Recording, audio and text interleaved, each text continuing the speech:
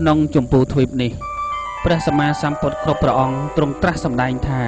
ពុទ្ធគយាគឺជាបច្ចិតផែនដីជាទីអភិសេកព្រះពោធិសត្វគ្រប់ព្រះអង្គឲ្យបានត្រាស់ដឹងជាព្រះសម្មាសម្ពុទ្ធនៅក្នុងបរិវេណនេះមានរតនបល្ល័ង្កមានព្រះចេតិយមានដើមពោធិព្រឹក្សនៅក្នុងព្រះចេតិយនោះមានព្រះពុទ្ធបដិមាមួយអង្គដ៏ស័ក្តិសិទ្ធិដែលកសាងឡើងដោយព្រះបាទធម្មសោកនៅខាងដើមនៃសតវត្សទី3មិនតែប៉ុណ្ណោះនៅទីនេះមានសត្តមហាឋានទាំង7ដែលព្រះសម្មាសម្ពុទ្ធទ្រង់គង់នៅអស់49ថ្ងៃសោយនៅវិមុតសុខ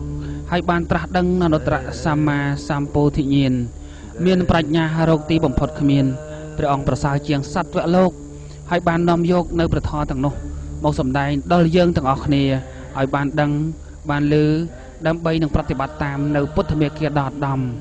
ដើម្បីរលាស់ខ្លួនចេញចាកពីសង្សារវដ្តដែលតែងតែគ្របសង្កត់ដោយសេចក្តីទុក្ខគ្រប់យ៉ាងនេះឯង